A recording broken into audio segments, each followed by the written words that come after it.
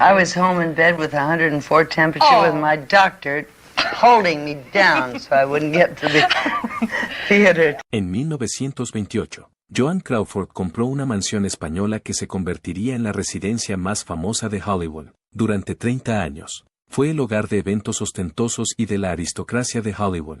Por otro lado, tras su fallecimiento en 1977, los investigadores desenterraron realidades alarmantes, actividad paranormal, riquezas ocultas y un impresionante muro que reveló la cruda realidad que se esconde bajo la familia ideal de Hollywood. ¿Qué se esconde en esa casa? Averíguelo con nosotros.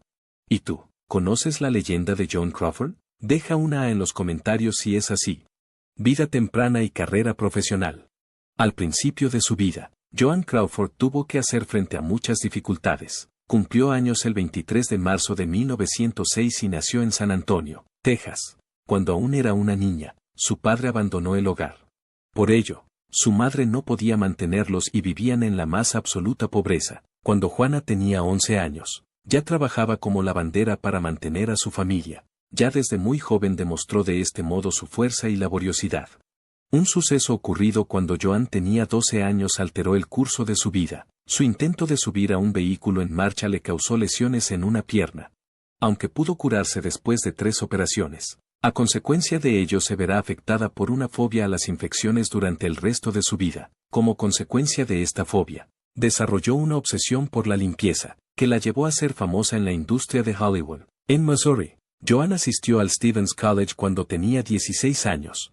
Sin embargo, se marchó a los pocos meses. Debido a su deseo de dedicarse a la danza, se trasladó a Chicago y entró a formar parte de un coro, bajo el nombre artístico de Billy Casson. Comenzó a desarrollar sus habilidades como intérprete y a llevar a cabo sus actuaciones. En 1924 llegó a Nueva York. Ella había viajado allí. Harry Raff, un productor de MGM, se fijó en ella. Él le presentó una prueba de pantalla, así como un contrato que fue de $75 por semana. El 24 de diciembre de 1924 recibió un telegrama que cambiaría para siempre el curso de su vida. Pidió un préstamo de $400 para cubrir los gastos de su viaje, y viajó a Hollywood para comenzar su nueva vida. Comenzó su andadura en Hollywood de forma humilde. A las pocas semanas de su llegada, fue contratada para interpretar el papel de doble de Norma Shearer en la película Lady of the Night, estrenada en 1925, con una secuencia en la que la cámara la filmaba de espaldas durante un total de 19 segundos, aunque no se reconoció. Esta fue su primera aparición en pantalla. Pasado un tiempo, Joan dijo que su primera actuación había sido humorística, ya que solo interpretaba la espalda de Norma Shearer. El primer papel oficialmente reconocido de Joan fue en la película de 1925 Sally, Irene y Mary. Por aquel entonces, MGM llegó a la conclusión de que necesitaba un nuevo nombre. Decidieron organizar un concurso en una revista, y Joan Crawford fue elegido como su nuevo nombre. Con el tiempo, este apodo se haría famoso en todo el mundo. No fue hasta 1927 cuando tuvo su gran oportunidad con la película The Unknown. Se trataba de una narración a la vez oscura y extraña, y Todd Browning era el director. El personaje de Nanon, una artista de circo a la que le asustaban las caricias de los hombres, fue interpretado por Joan. La actuación de Joan fue elogiada por la crítica y recaudó más de $808,000 en todo el mundo. Gracias a ello, pudo ser descubierta y conseguir trabajos de mayor envergadura. Con la ayuda de Our Dancing Daughters, Joan saltó a la fama en el año 1928. Esta película captó la energía indómita y despreocupada que reinaba en los locos años 20. El personaje de Diana, una joven a la que le encantaba bailar y disfrutar de la vida al máximo, fue interpretado por Joan. Hubo un momento que se hizo famoso en el que bailó el Charleston sobre una mesa durante más de 3 minutos. El rodaje duró 2 días, y cuando terminó, sus pies estaban afectados, pero ella no paró hasta que estuvo bien. La película recaudó más de $1 millón en taquilla y fue un gran éxito. Joan lució un vestido de cuentas brillantes que se convirtió en un icono. Gracias a su capacidad para captar el espíritu de la era del jazz. Scott Fitzgerald llegó a referirse a ella como la flape ideal. A pesar de que la vida de Joan Crawford en los años 30 estuvo plagada de adversidades y trastornos, no cedió a la presión. Para muchos actores fue difícil pasar del cine mudo al sonoro cuando se estrenaron.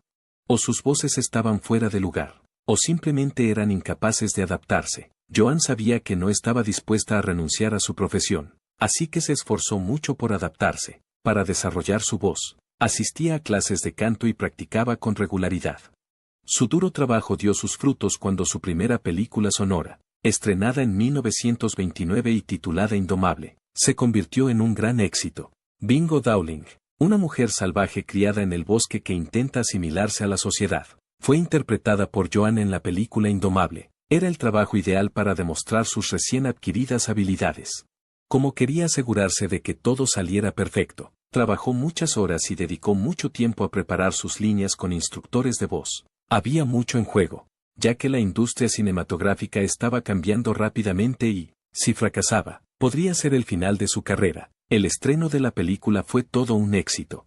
Recaudó cerca de $1 millón, una cantidad considerable, sobre todo teniendo en cuenta que la Gran Depresión apenas había comenzado. Su actuación fue elogiada por la crítica, y su carrera en Hollywood parecía asegurada. Debido a que hoy en día no existen copias de la película, su notable debut en el cine sonoro está rodeado de misterio. En Hollywood, Joan no solo salió adelante, sino que floreció de verdad. A mediados de los años 30, se convirtió en una de las estrellas más famosas de la MGM. Sus rivales en el mundo de la interpretación eran Norma Shearer y Greta Garbo, ambas fuertes competidoras. Norma Shearer pudo conseguir el trabajo más codiciado, ya que estaba casada con Irving Thalberg, el jefe de MGM, lo que supuso una importante ventaja. En respuesta a esto, Joan dijo famosamente, en taquilla, las películas de Joan solían recaudar más dinero a pesar de que esto suponía una desventaja. Los fans adoraban su imagen porque era accesible y trabajaba duro.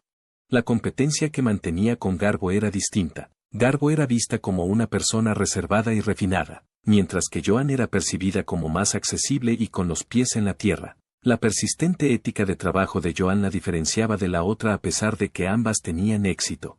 Se ganó el respeto de todas las personas con las que trabajó, llegando pronto a todos y cada uno de los platós, debidamente preparada y ganándose el respeto de todos. Las películas Grand Hotel y The Women son algunos de los ejemplos más conocidos del trabajo de Joan durante este periodo. Varios actores conocidos, entre ellos Greta Garbo y John Barrymore, aparecieron en la película Grand Hotel. Cuando Joan interpretó el papel de una taquígrafa que deseaba una vida mejor, su actuación destacó a pesar de no ser la principal atracción de la producción. Tras su éxito, la película fue galardonada con el Oscar a la mejor película. En otra época, cuando Joan necesitaba un regreso, se estrenó The Women.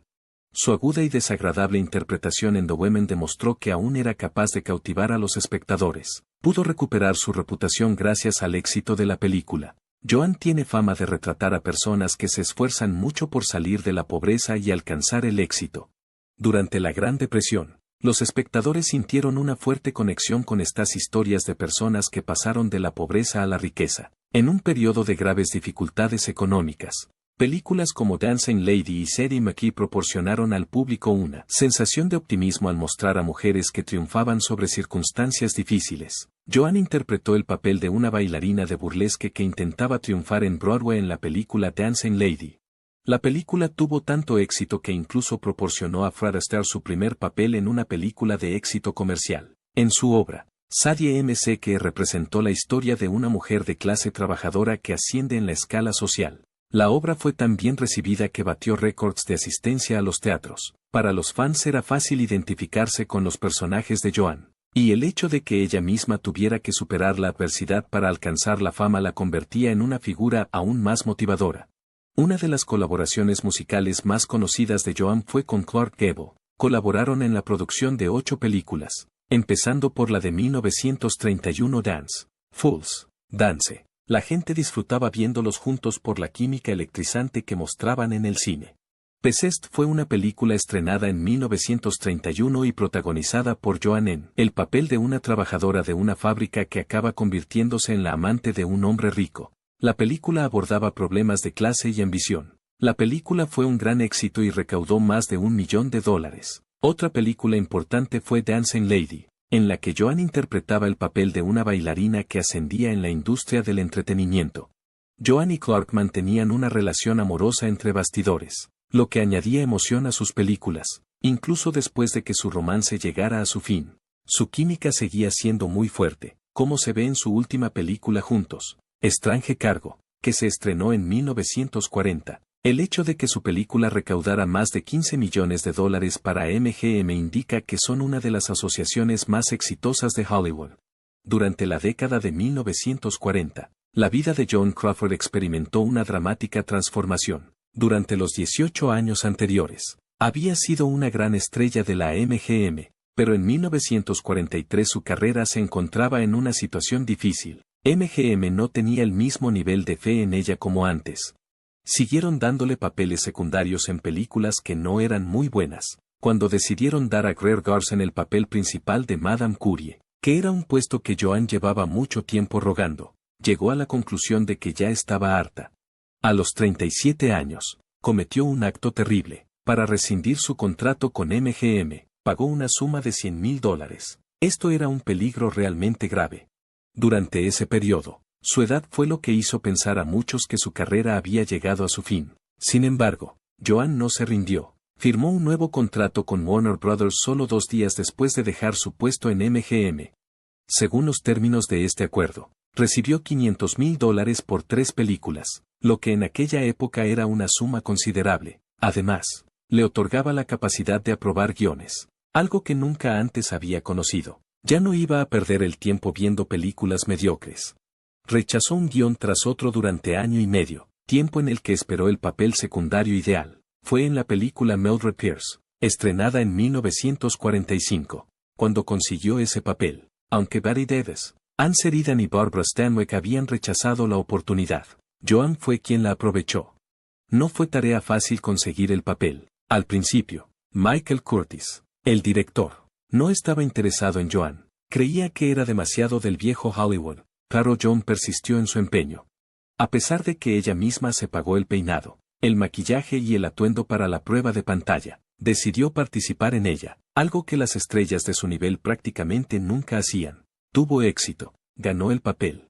El rodaje no fue fácil. Curtiz se ponía tenso a veces y tenía palabras duras para Joan. Sin embargo, ella no aceptó esta actitud pasivamente. Joan respondió con dureza, provocando tensión en el plató. La situación se agravó hasta el punto de que el jefe del estudio tuvo que intervenir para estabilizar las cosas y garantizar que el rodaje continuara sin problemas.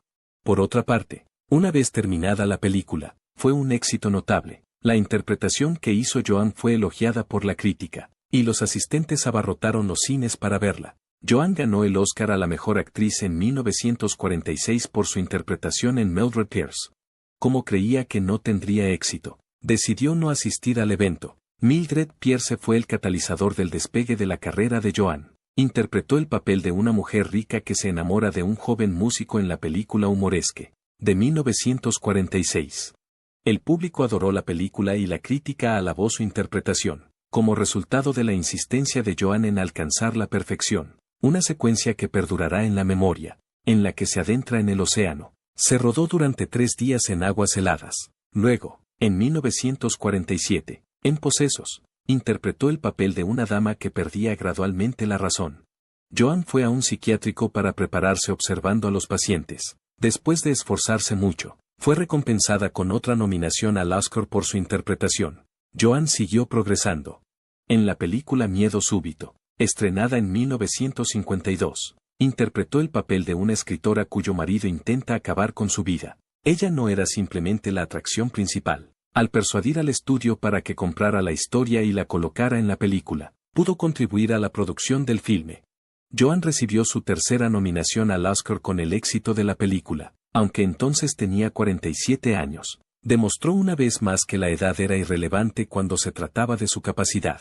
Interpretó a una viuda adinerada en la película Mujer en la playa, estrenada en 1955. Dado que la película generó más de $2,5 millones, está claro que la gente sigue queriéndola. Al año siguiente, en 1964, interpretó el papel de Lucy Harben en Strike Hackett. Recibió muchos elogios y se convirtió en un icono del terror gracias a que Joan era capaz de hacer que el personaje fuera terrorífico y triste a la vez. A la hora de elegir trabajo, Joan demostró mucha valentía. Debutó en la película Autumn Leaves en 1956 cuando tenía 51 años. En su papel, interpretaba a una mujer que se sentía sola y se enamoraba de un hombre más joven. La película abordaba temas como las grandes disparidades de edad y las enfermedades mentales. temas que la mayoría de las películas de la época evitaban. Al aceptar estos papeles, Joan mantuvo su popularidad y demostró que las actrices mayores aún podían triunfar en Hollywood a pesar de que muchas de ellas pasaban desapercibidas. Entre las películas por las que es más conocida, en 1962 se estrenó Whatever Happened to Baby Jane, que protagonizó junto a su antigua adversaria, Bette Davis. La película, que se estrenó en Halloween, trataba de dos hermanas que se hacían mayores y tenían una relación retorcida. Tanto Joan como Bette fueron catapultadas de nuevo al candelero como resultado de ello, y también marcó el comienzo de un nuevo tipo de película de terror que incluía a actores mayores. Sin embargo, trabajar en la película no fue una tarea sencilla, ni Joan ni Bette se llevaban bien. La película fue un gran éxito, recaudando $9 millones a pesar de que su producción solo costó menos de $1 millón, y ello a pesar de su cierto dramatismo. Aunque fue nominada a 5 premios de la Academia, Joan no consiguió ninguna de las nominaciones. En su lugar, Joan intervino para recoger el premio por Domer para estar presente en la ceremonia. Esto hizo que Bette perdiera la oportunidad de aceptar la medalla. Como resultado de su trabajo en Baby Jane, Joan apareció en más películas de terror, como Straight Jacket y I Saw What You Did. La popularidad de Baby Jane sirvió como fuente de motivación para estas películas. A pesar del paso del tiempo, la película sigue siendo apreciada por su público, y la icónica frase "pero tú eres Blanche, estás en esa silla" se cita con frecuencia. En 1970 se estrenó Trog, la última película de Joan. En ella interpreta el papel de una científica que encuentra a un hombre de las cavernas. La película se rodó con un presupuesto muy limitado. Joan incluso llevó su propia ropa para interpretar el papel de su personaje. A pesar de que la película no fue bien recibida por la crítica y no obtuvo buenos resultados, Joan lo dio todo y se tomó el trabajo muy en serio.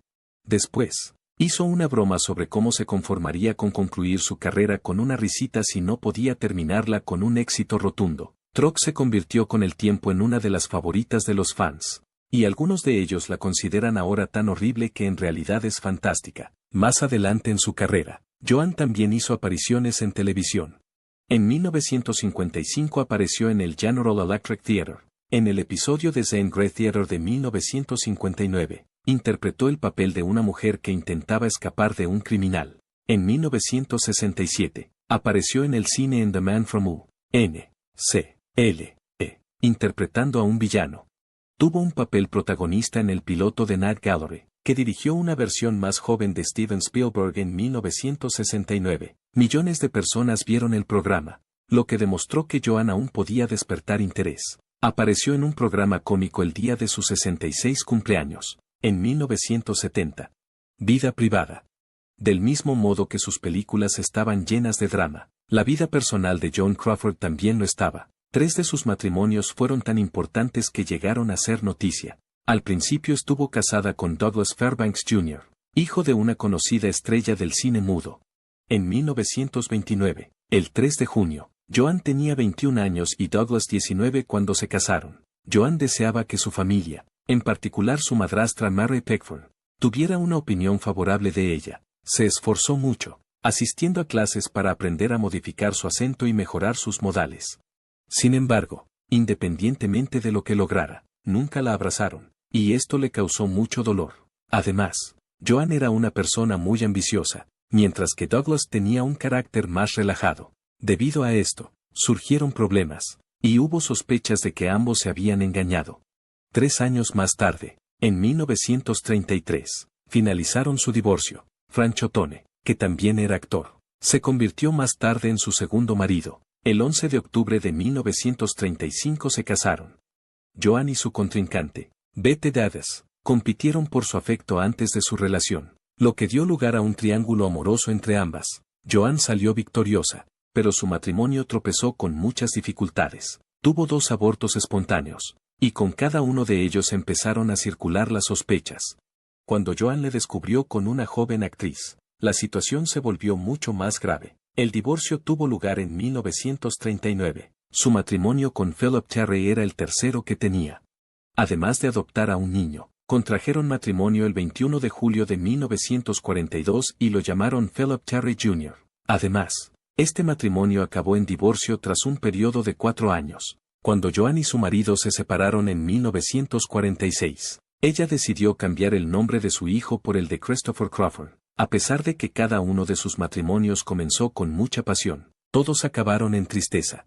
A pesar del deseo de Juana de ser madre, no podía tener hijos porque sufría abortos espontáneos. Por ello, decidió adoptar. Cristina, su primera hija, fue adoptada por ella en 1940. La adopción de Joan no fue fácil, como no estaba casada. Se encontró con muchos obstáculos en el proceso de adopción en California. Para completar los trámites legales, acudió a un centro de apoyo y se trasladó a Nevada para realizar el proceso de adopción. Un año después, adoptó a un niño, pero debido a problemas legales, la madre biológica del niño reclamó su custodia. En 1943, Joan siguió adoptando a un niño al que llamó Philip Terry Jr., y más tarde le cambió el nombre por Christopher. En 1947, amplió su familia adoptando a dos gemelas, Katy y Cindy. A pesar de las dificultades para criar a sus hijos, Juana perseveró y se esforzó al máximo en su papel de madre. Al mismo tiempo, también experimentó retos personales en su vida. Durante este tiempo, hubo muchas historias diferentes que giraban en torno a su relación con su familia. El posterior libro de Cristina, Mommy Dearest, narraba una perspectiva de la vida de Joan, pero la veracidad de este relato sigue siendo objeto de debate. Los realizadores de la película tuvieron que pedirle que jurara que no la bebería mientras estuvieran rodando por los años 60. Incluso le causó problemas en su lugar de trabajo con Pepsi Cola. Sin embargo, en 1974, tras un grave accidente, Joan se abstuvo totalmente de esa bebida. Esto demostró su resistencia y tenacidad, que le permitieron triunfar sobre una gran cantidad de adversidades a lo largo de su vida. A pesar de que la vida de Joan Crawford estuvo llena de glamour, su fallecimiento ha dejado tras de sí un relato cargado de dramatismo y controversia. En el momento de su fallecimiento, el 10 de mayo de 1977, el valor de su patrimonio rondaba los $2 millones, lo que equivaldría a más de $10 millones en la actualidad. Esta fortuna no solo se debe a sus ingresos como gran actriz durante la edad de oro de Hollywood. Joan no solo era una hábil gestora financiera, sino que también tenía otras fuentes de ingresos. Uno de los factores que más contribuyeron a su riqueza fue su puesto en la Pepsi Cola Company, donde fue miembro del consejo de administración y posteriormente se convirtió en portavoz tras contraer matrimonio con Alfred Steele, director general de la empresa. En el año 1955, en su patrimonio se incluyó una importante cantidad de dinero, su apartamento de Manhattan en la calle 69 Este, donde vivió sus últimos años, era una de las posesiones más valiosas que poseía. También tenía una gran colección de recuerdos de Hollywood, entre los que se incluía su Oscar de 1946 por su interpretación en Mildred Pierce. En 1993, ese Oscar se vendió por sí solo por un total de $426.732. Además, Joan poseía una colección de joyas, pieles y otros objetos que había acumulado a lo largo de sus 50 años de carrera. El testamento que Joan dejó fue el aspecto más sorprendente de su herencia. El documento, firmado pocos meses antes de su fallecimiento, no incluía a Cristina y Christopher, dos de sus hijos. Había un párrafo escalofriante en el testamento que decía: es mi intención no hacer ninguna provisión aquí para mi hijo Christopher o mi hija Cristina por razones que son bien conocidas por ellos. Este lenguaje fue incluido en el testamento. Esta revelación sorprendió a mucha gente, ya que la adopción de sus hijos por parte de Joan se había presentado al público como parte de su retrato de la familia ideal de Hollywood.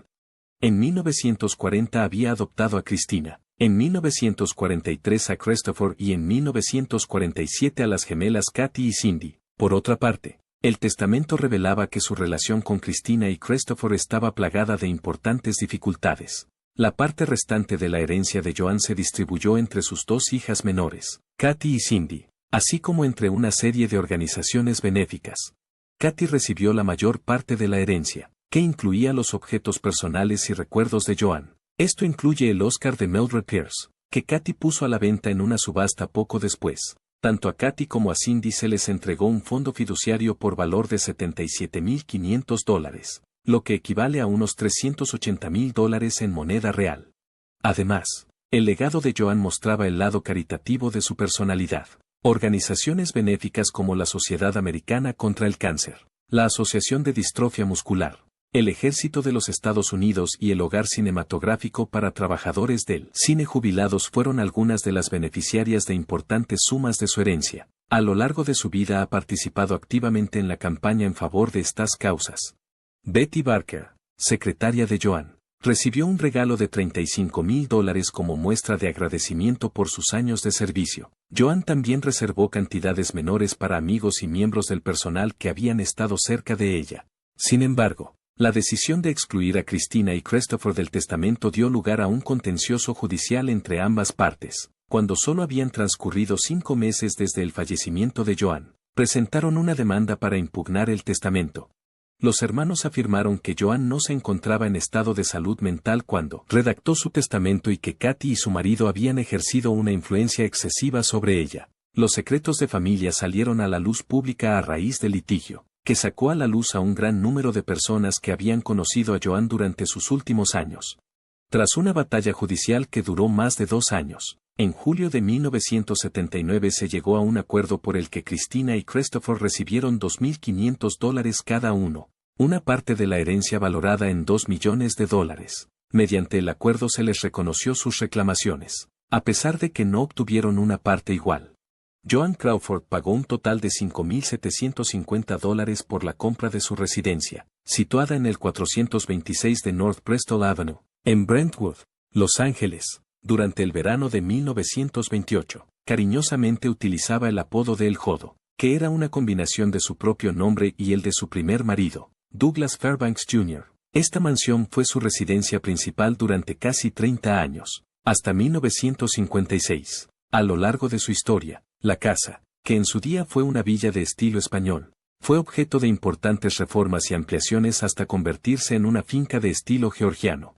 Un icón de la elegancia hollywoodiense, complementó el floreciente protagonismo de Crawford y se convirtió en símbolo del glamour de Hollywood. El Jodo fue el lugar donde Crawford vivió la cumbre de su carrera, durante la cual hizo la transición del cine mudo al sonoro e incluso ganó un Oscar por su interpretación en Mildred Pierce en 1945. Clark Gable, Marlene Dietrich y Barbara Stanwyck se contaban entre los visitantes que asistieron a las numerosas fiestas hollywoodienses que se celebraban con frecuencia en la mansión. Además, fue el lugar del legendario momento en que recogió su Oscar tumbada en la cama, dando la impresión de que se encontraba mal, con las cámaras fotografiando la imagen. Crawford realizó varias mejoras en la mansión, un espacioso comedor, una nueva cocina y un garaje para 3 coches fueron algunas de las ampliaciones que hizo en 1935. Ya en 1937, la finca contaba con una pista de tenis que también se utilizaba para jugar al bádminton, una piscina y un cine privado que solo se utilizaba para proyectar películas. Un hecho bien conocido de Crawford era que estaba obsesionado con la limpieza. Insistía en que la casa se limpiara regularmente con desinfectante. Su obsesión por la perfección llegaba hasta sus armarios. Tras la marcha de Crawford en 1956, la casa había crecido hasta alcanzar una superficie total de 11.558 pies cuadrados, con un total de 10 baños y 6 dormitorios. El interior estaba adornado con opulentos muebles y adornos de seda, brocado y oro. La magnífica entrada tenía una escalera tan amplia que Crawford la utilizaba con frecuencia para hacer entradas espectaculares a sus invitados. El salón era amplio y contaba con un piano de cola, además de muebles hechos a medida. Era ideal para sus elaboradas cenas, ya que el comedor tenía capacidad para 20 personas. La suite principal estaba situada en la segunda planta y contaba con una sala de estar, un vestidor y un baño de mármol con una bañera profunda. Las habitaciones de invitados no solo tenían su propio cuarto de baño, sino que la casa también contaba con una bodega, una biblioteca con paneles de madera y una cocina contemporánea para la época. En el exterior, la piscina olímpica y la terraza que la rodeaba eran ideales para celebrar reuniones, y la casa de la piscina y el teatro privado contribuían al ambiente opulento de la finca. Aunque el Jodo era un símbolo de la elegancia de Hollywood, se rumoreaba que tenía un lado más siniestro. Mammy Dearest fue un libro escrito por Christina Crawford, que fue adoptado por Crawford y publicado en 1978. Según estos informes, Crawford era vista como una persona temperamental, con arrebatos violentos y una fijación por la limpieza. Por otra parte, las afirmaciones hechas en Mammy Dearest siguen siendo polémicas. Katy y Cindy, las 2 hijas adoptivas de Joan, han refutado las acusaciones sobre su madre y la han elogiado por su amor y devoción. independientemente de su veracidad.